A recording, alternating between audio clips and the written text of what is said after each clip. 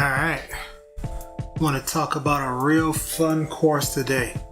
Writing 307, WRT 307, Advanced Studio Professional Writing. A small little summary of it on wrt.current-offerings.html is the following is the catalog description, professional communication through the course of audience, purpose, and ethics, rhetorical problem solving, principles applied to diverse professional writing tasks and situations. Required for all writing and rhetoric majors.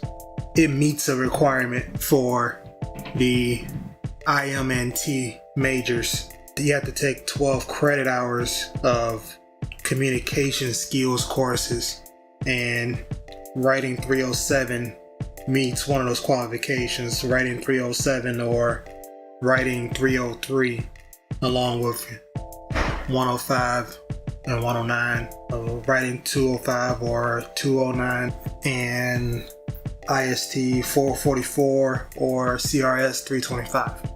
I took Writing 307 during the summer. It's a good course. That was a pretty, I don't want to say easy, but it definitely wasn't the most difficult course. If you've done a little bit with a resume and you've done IST 352, information analysis of organizational systems, you're set up pretty decently to take the course. It's a lot of writing and collaboration. So there were three major parts or sections to the course. There was applying, or the onboarding section, where you apply. You're writing an application as if you are applying for taking the course. And the second part is the documentation. It's a documentation project where you can work alone or by yourself. Talk more about that in a little bit. And then there's a team packaging project, which was pretty, that's where the fun comes in, I'd say. But that's where the similarities and the bleed between this course and IST 352 also become pretty apparent. Going back to the first section, onboarding starts off with applying. You go to your form section and you write a short bio about yourself in there. That helps you get ready. I would assume it's meant to help get you ready for toning your skills and learning how to market yourself in a bio, because the very next thing you do after that is you write an application and you submit a resume, and you end up submitting two resumes. You submit your actual resume, and then you submit a resume for review where no one knows who is who, because later on everyone goes and looks at each other's and reviews each other's and recommends someone else based on the resume. So some pretty interesting names in there. And at the end they give you a grade sheet. I'm gonna go through my assignments and I'll throw out the pointers that were pointed out through there. So my bio was pretty simple. I pretty much took everything from my about page of my blog, golivelively.com, and added a little bit more to it in regards to what I'm doing now. I just updated it. That's really all I did. Problem is, it's written in first person. The very first line is, I am currently taking summer classes in this, and I go into immediately explaining where I'm from and what I've been doing for the last 20 something years. Big problem there. A lot of professionals do not recommend using I in the beginning of a sentence, especially on a resume or some type of bio. That's exactly what he said. Exactly what are in the notes. I could probably read it verbatim. Yeah. How many professional bios you looked at were in first person? But that was a document that was written. I put my name in the upper right corner my email on the left, had my bio, had a headshot of me underneath that, because everything I wrote only took up barely half the page. So underneath that, I had a picture of me, I had a headshot of me, a picture of my logo, and then on the right side, I have a picture of me in uniform. Good score, but the issue was having the I and being written in first person. Alright, next one is going to be the application letter. Application letter. I used a template that should have been in the book, and the book title is Technical Communication 8th Edition by Paul Anderson. Alright, notes were as followed. Nothing should have an academic heading. Formatting was not well in accordance with the book. The application is pretty much a cover letter. That's the way it was written, and I made a mistake that I now focus very intensely on, which is focusing on what I could do for the organization instead of what the organization could do for me. And that's what was pointed out. I said a lot about what I did, but it was written in a way to show that I want to improve on my skills versus I want to use my skills to better the organization. It wasn't that apparent in what I wrote. Style was good. Alright, so what I did was I used my address in the top left corner. Then I used the date, double space, then the date, quadruple space, the person I was writing to, their address, and then another quadruple space, and then dear, the person I'm writing to, and 4 paragraphs, about 3 to 6 lines each. Right under that, sincerely, space for my name to sign with a pen, about 5 or 6 spaces, and my name and a current position that I would be likely to have. Pretty simple. Alright, application letter. Very simple. I wrote my name, what school I was in, and my email address in the upper right corner. And then in the center, about 3 or 4 spaces down, the title of the course, 3 or 4 spaces, starting with the professor's name, because he was the one I was writing to. I was writing to apply for becoming a part of the 307 course, and I got hit mostly pretty hard on the formatting because of the format I just spoke of, and that title bar and the academic look, which was something that he made very clear that he wanted to push away from, make sure everyone understood not to have. Also, I focused way too much on what I've done and what I'd like to be able to improve upon versus how I could use my skills to improve the organization or to improve the class. It was written as a cover letter and an application, and it's written for me to market myself, and that was a big mistake that I've since learned from.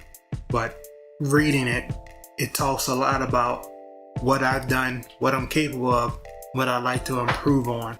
And at the end of those about 5 line paragraphs, at the end I simply said, please see my attached resume for more detailed information about my experience, and I used a cursive font for signing my name on the right hand side. Don't do that. Now, check out the book, because that wasn't it. Alright, next one would be the recommendation letter, and checking my notes there, don't have anything. I did pretty decent, did really good on this one according to my grade sheet, that is. So the format for the recommendation letter was set up as if a actual letter to be mailed to someone for recommending someone for the job. What we had to do after we did our application letter, we had to submit a regular version, and then we had to submit a version with different names, and professor didn't care, to try to make sure you couldn't simply read it and know exactly who had written it. That way kind of took away from the embarrassment and from the PII, or the personal identifiable information. And everyone read through all of them, and you got to choose someone that you would hire based on their application letter. And I ended up choosing J.K. Rowling. Interesting. So the format for the letter was, a line to the left was the address of where I am, my address, double space, current date, quadruple space, the person who I was sending my recommendation letter to, their address, name, their address, three lines of that, never quadruple space, dear, their name, and started with, I'm writing you in regard to my experience, this person's ability. I spoke, let's see, the format pretty much followed 4 paragraphs. First one's pretty generic about person's passion. Second one talks about how it just goes more in depth. And third one goes into specific skills that aren't fully related, but are good skills to have that are related to writing. It's a writing course, such as HTML and a couple other things. And the last paragraph simply spoke of, I think this person will be the best for this job based on my experience. And then wrapping up the entire letter. Here's my information, you want to call me, double space, sincerely, a line to the left, and about 6 spaces to actually be able to sign my name with a pen, and then my name and the position that I would likely to have held at that time if I had a job. That wasn't hard. Let's see, next one would be recommendation letter. No, just did that. Recommendation memo. I did a lot wrong. I pretty much dropped the ball on this and did almost the same format as I did for the recommendation letter. It's pretty much exactly the same. The only difference is I put my name, the name of a company that I would be a part of, in the upper right corner. I kept my address, kept the date, and then I put a triple space along with the department it would likely to ship to, the human resources department, double space, subject, proposal for new hire, kind of cringe word, triple space, human resources, almost the exact same content, the same paragraphs, slight modifications if any, and everything from the bottom, everything after that was exactly the same, except there was a quadruple space and HR for saying that copies should be sent to HR. Pretty cringeworthy. And look at the book for the right way of doing it. That's really all I have for that. Recommendation email. Alright, what do I have? Wasn't formatted as I wrote a very short email. I did a lot of condensing of the content I had before. I wrote it as if it was a draft in Thunderbird, from my name to the boss, as if I were trying to pitch someone to my boss for getting hired. Subject, new writer for vacancy, wouldn't matter. Sir, I'm requesting you review this person for reasons. And then at the end, thanks in advance. That was it. Again, cringeworthy. Don't look to do the same thing. Check out the book to see how it really looks. That's all I got for that. The editing test. That was the last part of part 1. The editing test was being given someone's documentation and doing some edits, some changes to it.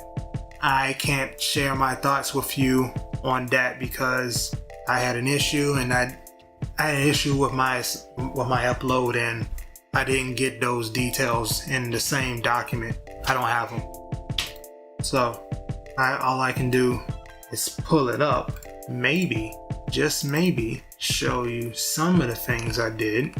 Alright, so it was a document of someone talking about an application, pretty much. And our job was to go through the document, leave tracking changes on, or track changes, so that he could visually see what we did to change, because needs to be able to see that.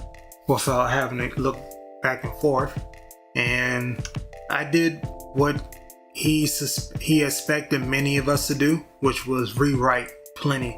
I did plenty of taking a sentence, scratching it all together, and rewriting certain things because the flow just didn't seem to be very well. That's pretty simply put. I think the biggest thing that I kept trying to fix was using active voice. That's part one. Oh, I didn't say anything about the style sheet. Alright. So during the first part, we also talk about the style guide and what things should happen where, such as what font should be the average for main heading, subheading, paragraph.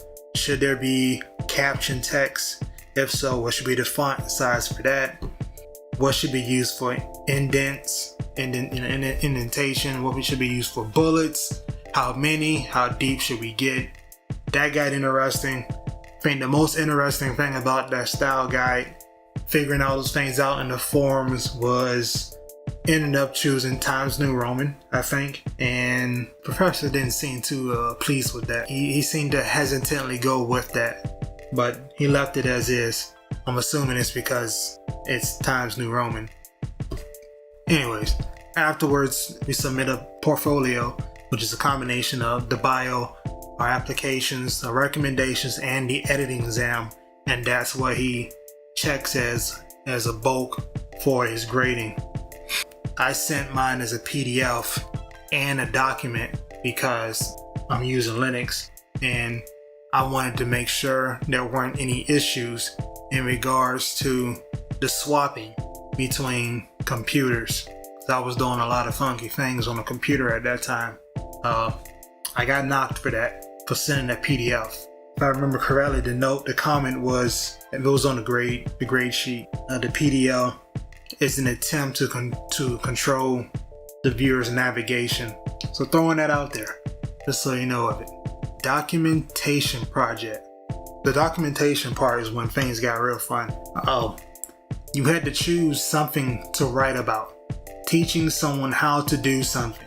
And of course, me trying to find ways to get a bigger bang for my buck, I decided to choose a project I had on my mind for a good while, which would be a written assessment. It would be a document or a web page on my blog talking about how to get started using Linux in a live CD mode.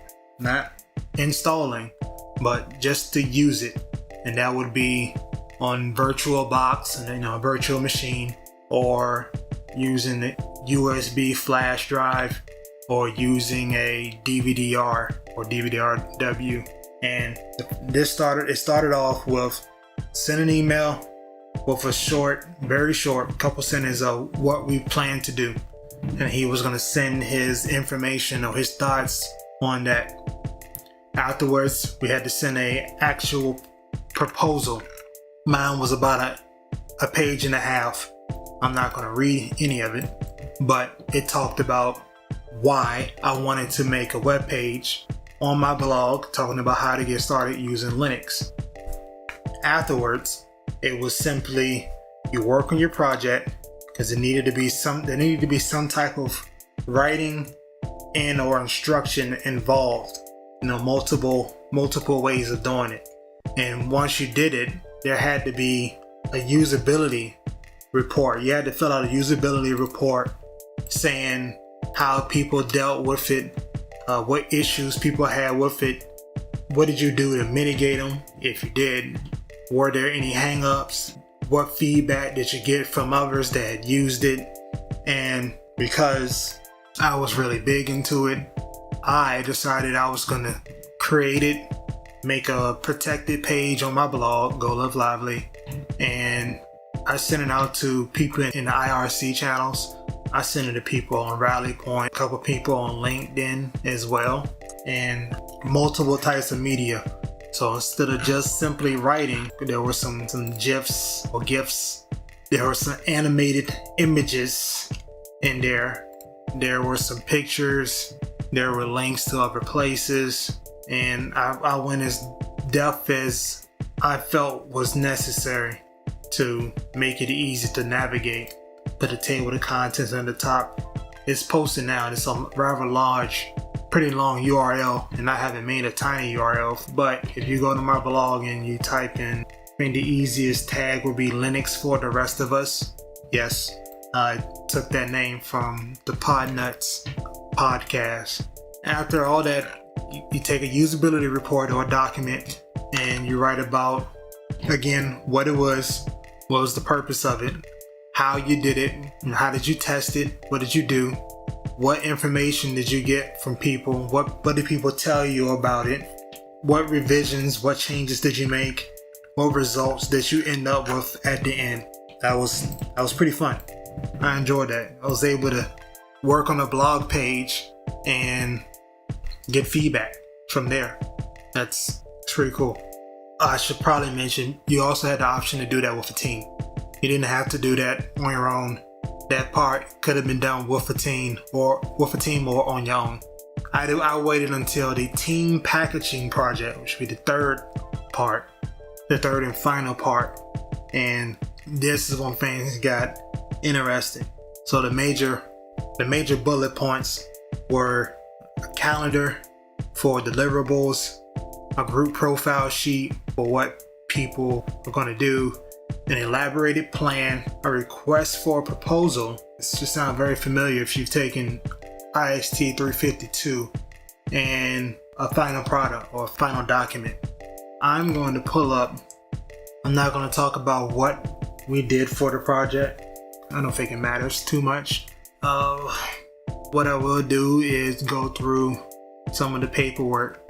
The calendar started off with the week of what everybody was going to try to do by the end of a week, and then the next week an elaborated project plan was due, which was simply more in depth with milestones. Then there was a full draft proposal for everything that we were planning to do, and he recommended that we chose an actual client, someone to actually help out. We had a real situation, but it wasn't, from what I know, it's not something that was actually implemented. And then the week after, a draft report was due, and another week after that was the entire project. That was what's on the calendar. The elaborated plan followed much of what was in IST 352.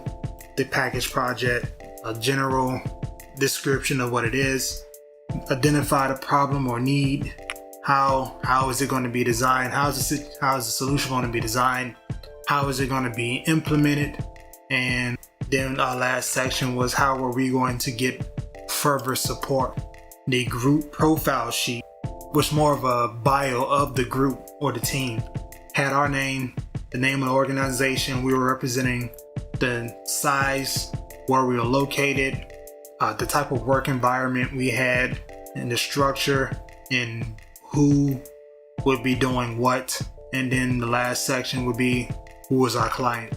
What are we looking to solve?